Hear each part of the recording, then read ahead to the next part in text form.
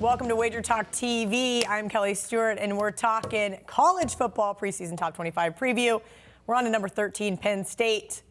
We got the man, the myth, the legend right next to me, Mr. Ralph Michaels, the stat man himself. And Rico Suave over here, Teddy covers, at Teddy_covers. Guys, I love my job too much because I just basically get to make fun of these guys all day. Let's talk about Penn State. Here is a team that I thought last year superseded some expectations, and they fell short there at the end of the season. Ralph, how well is Penn State going to do this year? Well, if I can bet, will they be above or below 13th, which is where we have them?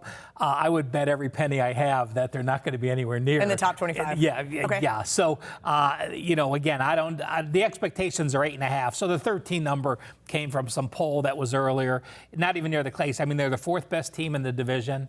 They're probably the fifth best team in the division. In the that half of the Big Ten. Fifth best team or sixth best team in the Big Ten. And the schedule's going to play out where there's no question they get 8 wins because you have 7 games that you're a 14-plus point favorite. Okay. So even though losing McSorley and even though you're losing 3 offensive linemen, you look in, last year Franklin said he had the best O-line ever. Okay. You had your best quarterback coming back ever. You had a running back that was there. So I agree that they didn't live up to expectations. And if you look at McSorley and you say, well, we're only having to replace a quarterback that completed 53% of his passes. I mean, he was banged up for a majority of the year. Had an 18-7 ratio. But I'm going to tell you this. McSorley rushed for 800 yards and 12 touchdowns and almost 5 yards per carry. And all of that was set up because they completed 13.2 yards per completion. They threw a lot of deep passes. So that 53% I don't look at and say it's tough. McSorley as a leader is going to be very tough to replace. And I look at the schedule. They got a stretch at Iowa, home against Michigan, at Michigan State. I think they can lose all 3. Then they have a bye. Then they go to Minnesota. I think they can lose that. And then they go to Ohio State. They can lose that. I think their last 8 teams, their last 4 teams are all bowl teams. I think, again, 4th in the division is where I have them. So are you betting under the season win total? No, because I think the number's right at 8.5. So okay. The 8.5 doesn't correlate to the 13th we said they are. So, 8.5 I think is a good number because 7 games they're going to win. So they're a significant dog against Ohio State, and then they have 4 games within the 3s. Okay. I think they're going to lose all 4 of them, but I'm not going to bet on that because, again, there's a lot of close value there. All right, Teddy. Sure. So, the program under Franklin, 7-6, 7-6, 11-3, 11-2, and then last year, a modestly disappointing 9-4. They had huge winning ATS seasons against the spread. Yes, they did. In 2016 and 2017. They were big money winners. Last year, the 9-4 record, 6-1 against the number. They did not make their backers money. They didn't burn any buddies, but they didn't make any money.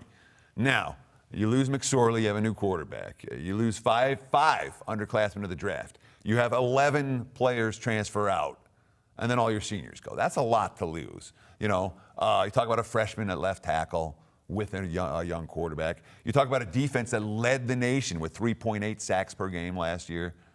Are they going to be able to match that number? I think they can only go down. So I agree with a lot of your assessment, Ralph. But here's the beauty of it. You talked about the schedule. I actually had that 3-game span circled right here on my notes. This is how they start, all right?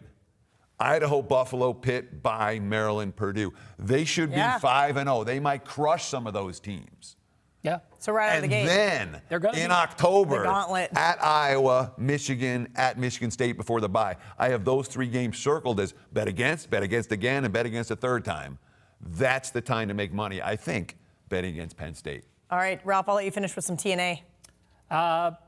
8-3 ATS off a straight-up loss. So, okay. Franklin's got his teams to rebound. It's not a huge sample size. I mean, they haven't lost that many games. That goes over a couple seasons. But he's got his team to recover after that. And, one last thing, let's not forget, we pick on Penn State last year that they were down a little bit. They only had 10 returning starters. So they were living off that expectation of, that Big Ten, the Big Ten title year the year before. So, again, they're a team that is going to be middle of the road, that has done well, done better than I thought recruiting, and that's what keeps them partially in this game in the upper half of that division. Worth noting that their worst point spread role under Franklin has been as a road dog, stepping up in class in the highway.